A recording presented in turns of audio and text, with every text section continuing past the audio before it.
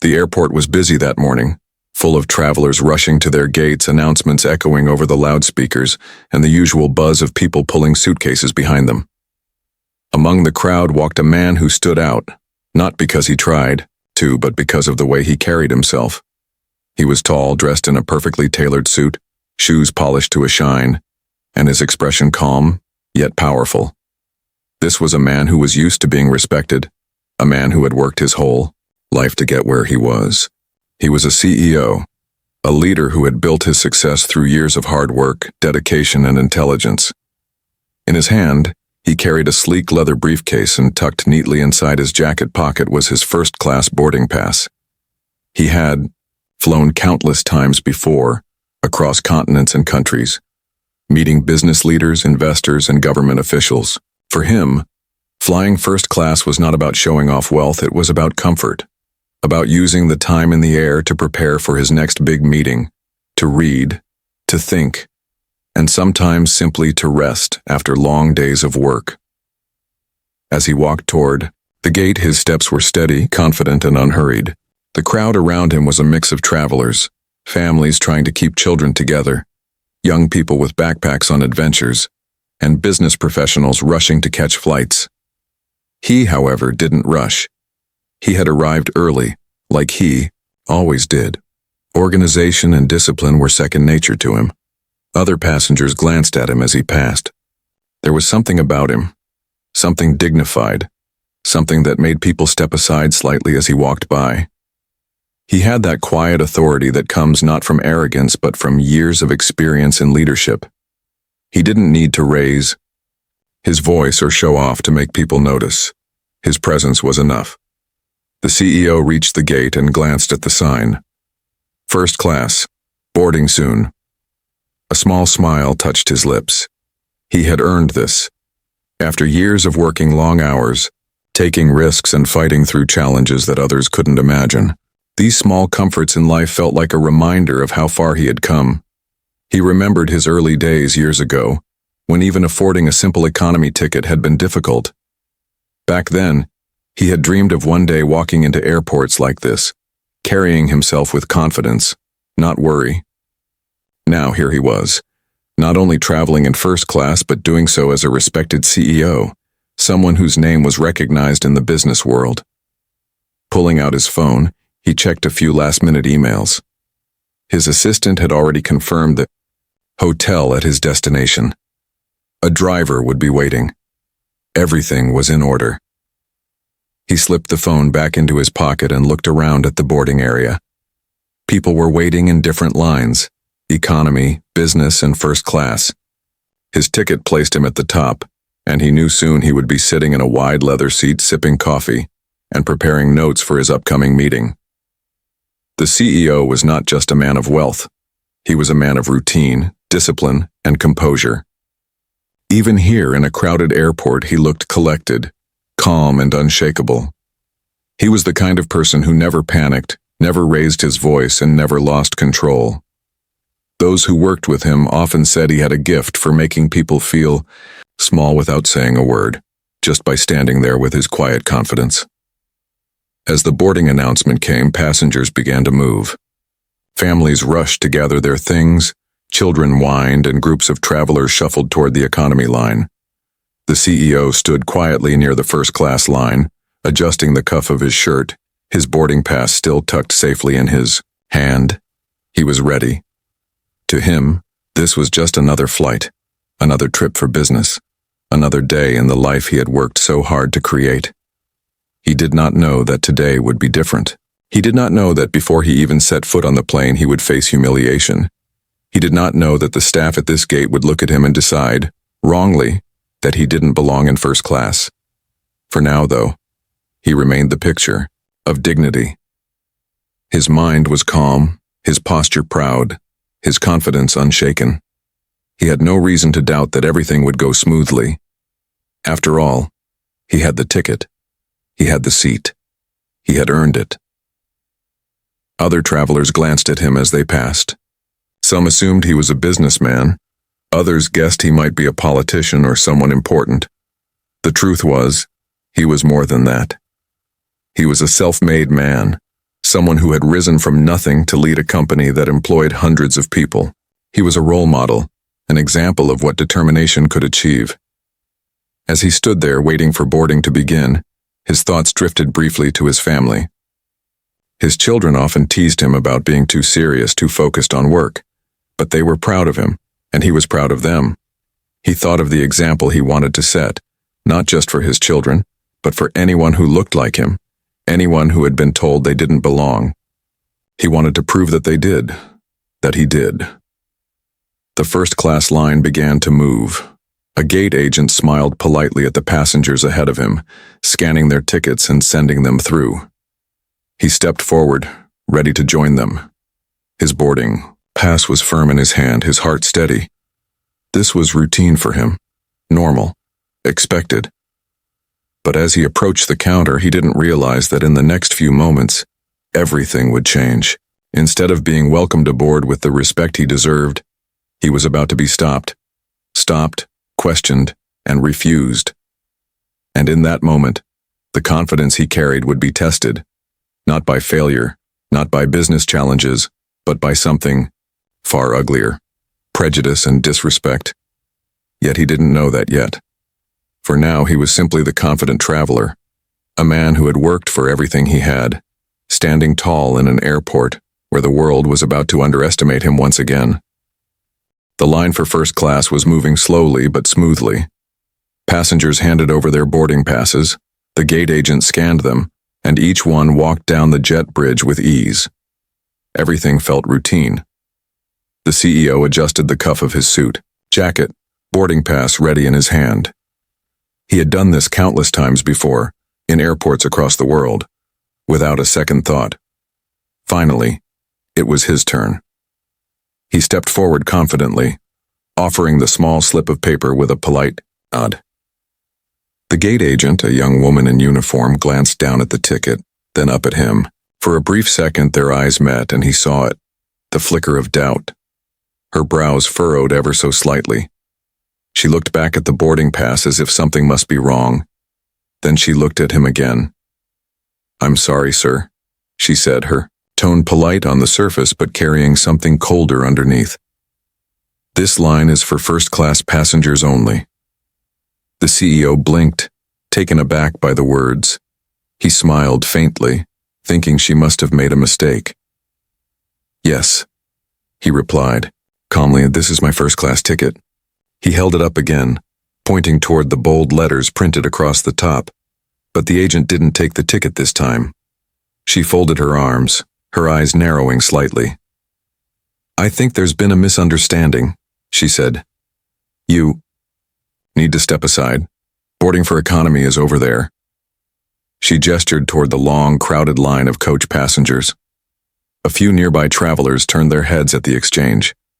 The CEO felt a heat rise in his chest, not from anger, but from disbelief. This had never happened before. Still, he kept his composure. "Miss," he said, his voice calm but steady, "this is my assigned seat. 2A, first class." The agent gave a small, almost mocking laugh. "Sir, I think you're confused. Maybe you've been upgraded to business class or—" She stopped, looking him over from head to toe, her expression hardening. "But this section is reserved." The way she said reserved carried weight. It wasn't just about a seat. It was about something unspoken, a judgment she had already made. The CEO exhaled slowly, still controlling his emotions. He extended the boarding pass again, this time firmer. "There is no mistake. Scan it, please." The gate agent hesitated. She glanced at her co-worker, another airline employee standing nearby who had been watching the scene unfold with thinly veiled amusement. The second staff member shrugged as if to say, "Go ahead." Finally, the first agent scanned the ticket. A loud beep confirmed what the CEO already knew. First class, seat 2A. Her eyes flickered for a moment, caught in surprise. But instead of apologizing or stepping aside, her tone grew defensive. The system might say that, but... She paused, lowering her voice as though trying to maintain control of the situation. "First class is a certain standard. We have to maintain that experience for our passengers." The CEO felt the sting of her words. She wasn't questioning the ticket anymore. She was questioning him, questioning if he belonged in first class. Around him, a few people in line whispered. Some watched with curiosity, others with discomfort. One man behind him muttered, "What's the holdup?" Another woman raised her eyebrows, clearly realizing what was happening. The CEO inhaled deeply. Years of leadership, years of handling high-pressure boardrooms, years of keeping calm when others lost control. He leaned on all of that now. He would not raise his voice. He would not give her the satisfaction of seeing him angry. "Miss," he said evenly, "I purchased this ticket. I am a first-class passenger. Please allow me to board." But the agent shook her head, stubborn, her pride now on the line. "I'm afraid I cannot let you through." The words hung in the air like a slap. The CEO stood still, silent for a long moment. He could feel the eyes on him, the weight of strangers' judgment. Some passengers avoided looking at him, pretending not to notice, while others stared openly, their expressions split between shock and awkwardness. He thought of the countless times he had worked late nights, of the sacrifices he had made to build his company, of the many flights he had taken where no one questioned his right to sit in first class. And yet here he was, being told flatly that he didn't belong. Not because of a mistake, not because of the ticket, but because of who he was. Humiliation pressed down on him like a heavy stone, but he straightened his back. He would not bend under it. "I see," he said quietly, his voice calm but carrying an edge now. He slipped the boarding pass back into his pocket. "If you cannot allow me to board, then I'll make a call." The agent smirked faintly as if to say, "Do whatever you like." She turned to the next passenger in line, dismissing him as though he was a problem already solved. But what she didn't realize, what none of them realized, was that this call would change everything. The CEO stepped aside, pulling out his phone.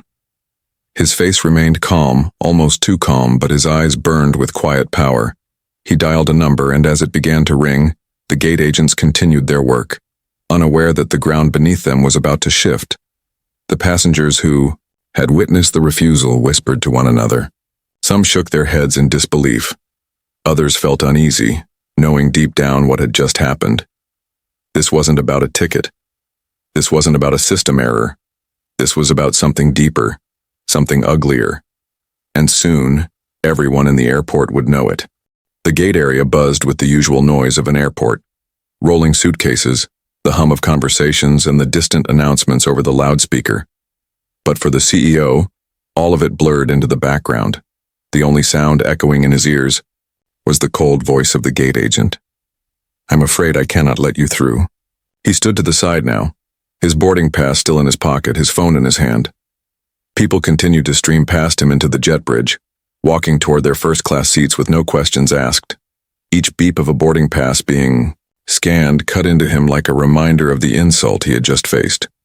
For a man who had built his life on discipline and composure, humiliation was not something new, but it was something he had learned to bury.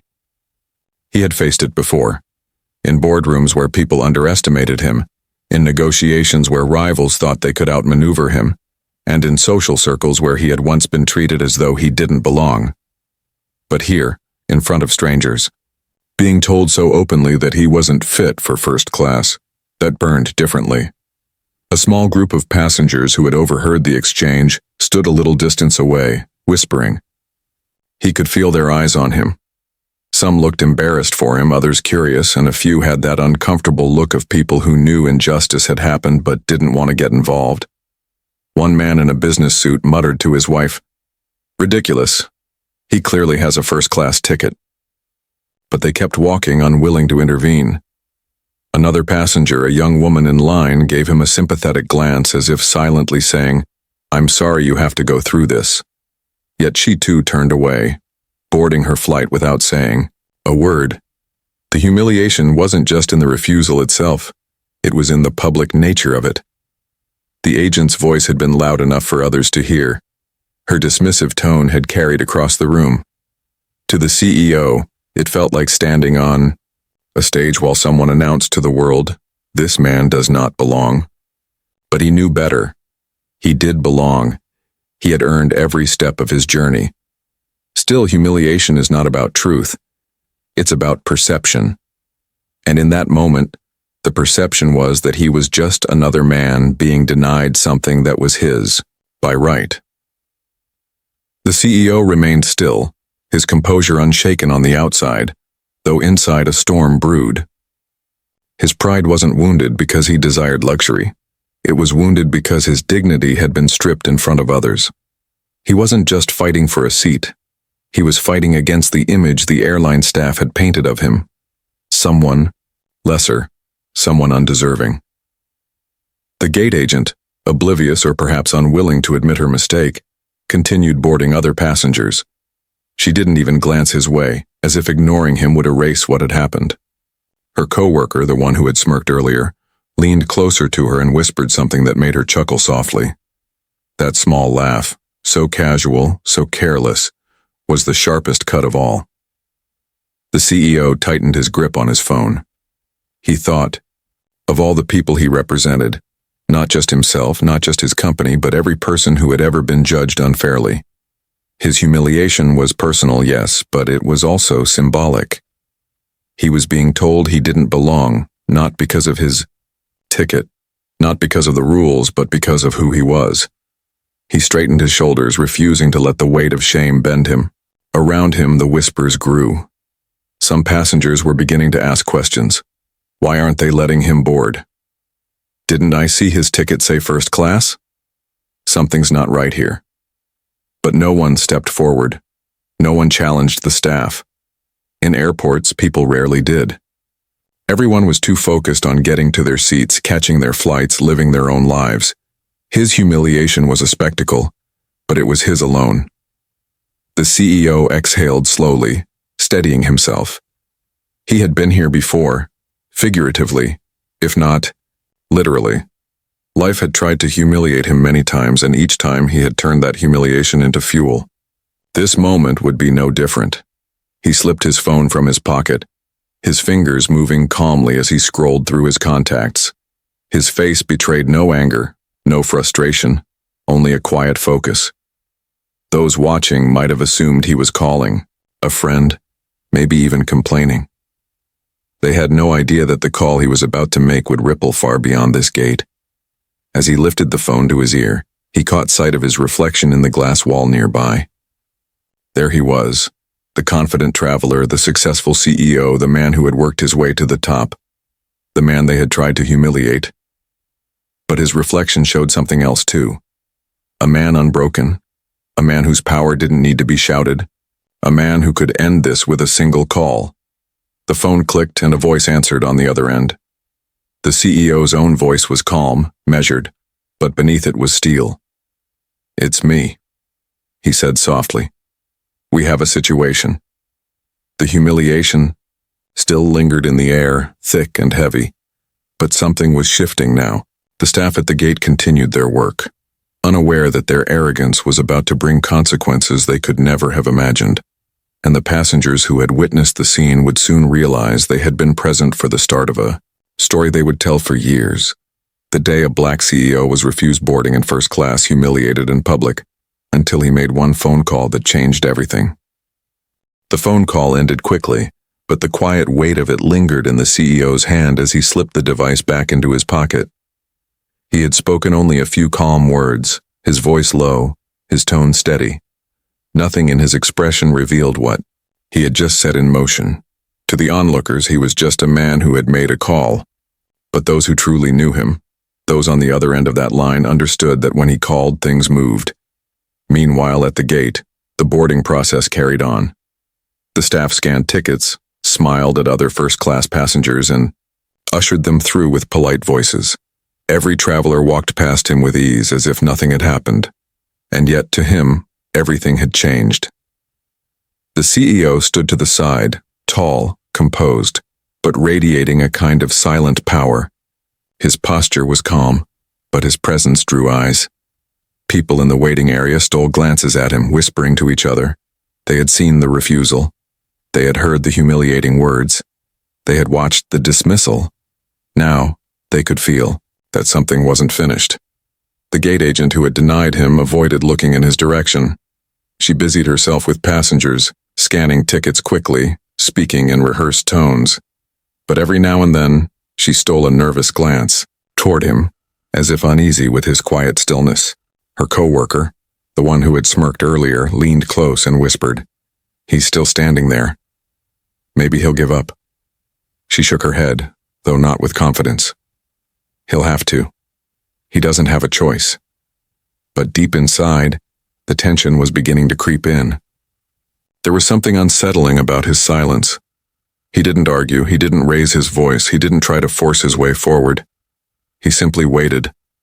And that waiting carried more weight than any angry outburst could have. Minutes passed. Boarding continued. Passengers kept streaming through the gate. But slowly a murmur began to spread through the waiting area. People had noticed that something was wrong. They whispered quietly, some pulling out their phones, recording snippets of video. "Why are they keeping him out? He has a ticket. I saw it. This doesn't look right at all."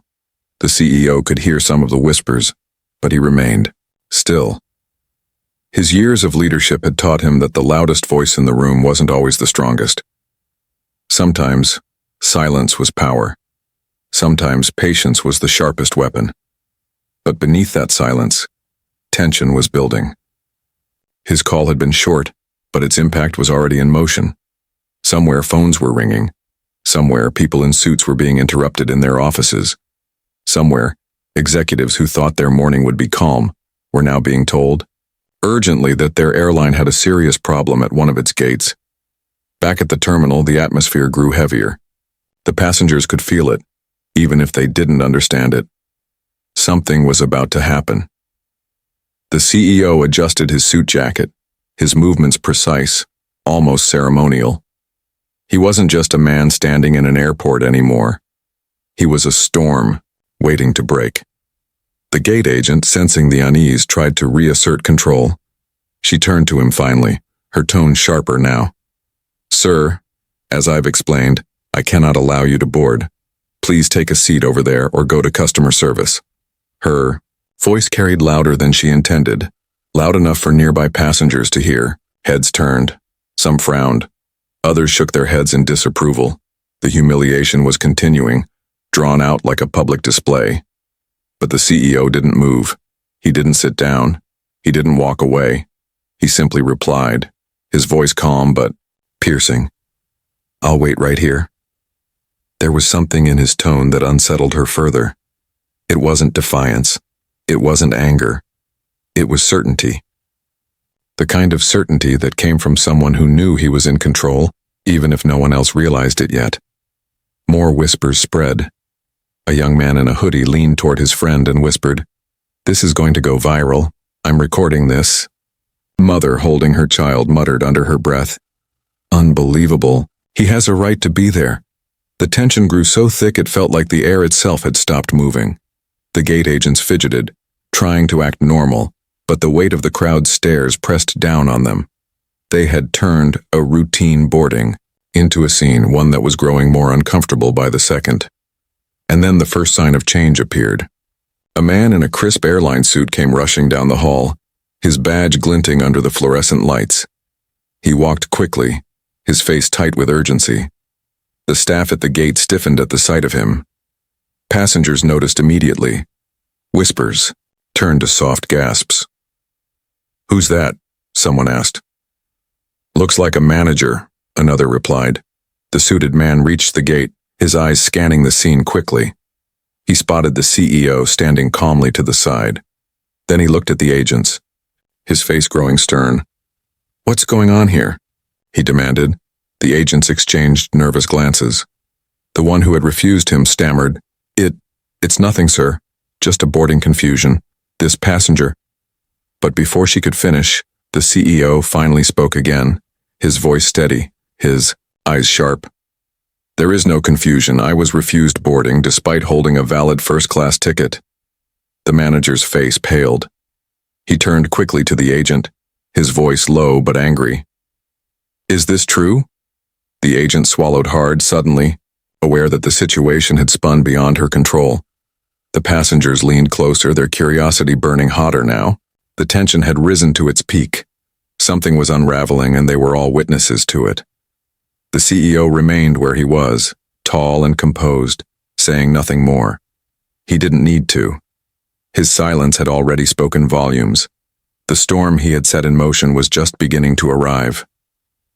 The tension in the gate area was thick enough to cut. The airline manager had arrived, his presence already shifting the atmosphere.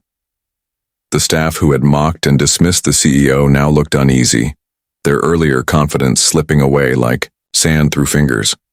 But the true turning point had already been set in motion, the phone call the CEO had made only moments earlier. He stood silently, tall and composed, watching the scene unfold as if he were a spectator rather than the central figure.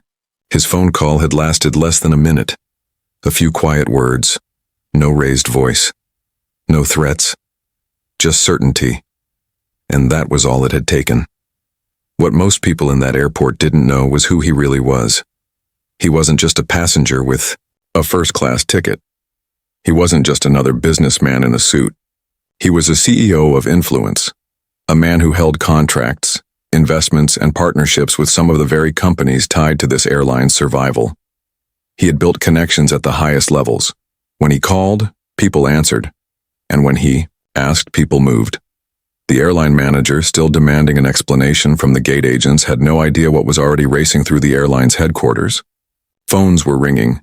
Emails were flying. A chain of urgency had begun, triggered by that one calm voice on the phone.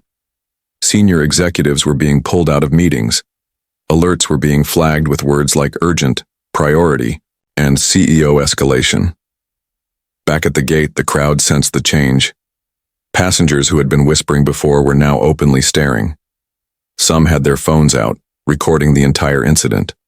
A few muttered angrily, not at the CEO, but at the injustice they had witnessed. "This is unacceptable," a man in a blazer said to his companion. "Exactly," she replied. "If he has a ticket, let him board. What's the problem?" The CEO heard it all, but he didn't respond. He didn't need to. He understood something the others didn't. His silence was louder than their words. Finally, his phone buzzed again. He slipped it out with the same calm precision as before, lifted it to his ear and said nothing more than, "Yes, I'm here." The staff at the gate exchanged nervous glances. They couldn't hear what was being said, but they could see the shift in his body language. Not a change of posture. No, he remained composed, but the subtle confidence of a man who already knew he had won. After a pause, he lowered the phone, nodded once, and put it away. Then, with the same quiet calmness, he looked at the airline manager and said, "You'll want to answer your phone." As if on cue, the manager's device buzzed, in his pocket. He pulled it out quickly, his brow furrowing as he glanced at the caller ID. The color drained slightly from his face. It was a number he recognized, someone high above his pay grade, someone whose calls were not ignored.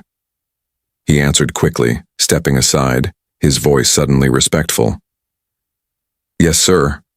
I understand." "Yes, he's here at the gate." "Of course." The staff at the counter froze, watching their superior transform in front of them. His tone, once sharp and demanding, had softened into one of deference. The passengers leaned closer, straining to hear. The air buzzed with curiosity. The manager returned after a moment, his face tight with nervousness. He turned toward the CEO, bowing his head slightly. "Sir," he said carefully, "there seems to have been a misunderstanding. Please, allow me to personally escort you onto the plane." Gasps rippled through the crowd. Some passengers looked shocked, others satisfied, as if justice was finally being served. The gate agents who had refused him earlier looked pale, their confidence shattered. They avoided eye contact, fidgeting with their keyboards, pretending to be busy. The CEO didn't move right away. He simply studied the manager with calm, steady eyes. Then finally, he nodded once. "Very well." The manager gestured for him to follow, but before he could take a step, another ripple of change swept the gate area. 3 more figures approached, senior airline executives in suits rushing down the terminal hallway. Their presence was unmistakable. This wasn't routine. This was emergency response. They arrived breathless, their faces etched with worry. The passengers gasped again, realizing something far bigger was happening than a boarding dispute. The executives spotted the CEO immediately and hurried toward him, their voices filled with urgency. "Sir, we are deeply sorry," one of them said quickly, bowing his head. "This never should have happened. Please accept our personal apologies." Another chimed in, his words tumbling out as if desperate to fix the damage. "Your seat is ready. The crew has been notified. Everything will be taken care of." The Rio gate area was electric now. The very staff who had dismissed him laughed at him, told him to step aside. They now stood frozen, watching their superiors practically beg this man's forgiveness. And the passengers? Their whispers had grown into open commentary. Who is this guy? Why are the executives here? He made one call and now look at this. The CEO remained silent through the flood of apologies. He did not rush to forgive. He did not ease their panic. He simply let them speak, his calm presence forcing them to fill the silence. It was only when the noise of their frantic apologies grew too loud that he finally raised a hand. "Enough," he said softly. The executives fell silent instantly. Even the passengers nearby leaned in closer, holding their breath. The CEO looked slowly from the staff at the counter to the executives who had rushed to his side. His voice was calm, but it carried the weight of thunder. "Respect," he said simply, "should not depend on who I am. It should not require a phone call. It should be given to every paying passenger no matter what they look like." The words hung in the air, heavier than any outburst could have been. The executives lowered their heads further, shame written across their faces. The staff, who had mocked him earlier, shifted uncomfortably. Their arrogance now turned to fear. The CEO didn't say more. He didn't need to. His power was already clear. He accepted the escort, but as he walked toward the jet bridge, the passengers' eyes followed, him wide with awe. They knew they had just witnessed something extraordinary. A man humiliated in public only to rise above it with a single quiet call that shook an entire airline. The tension had reached its peak, and now the tide had turned completely.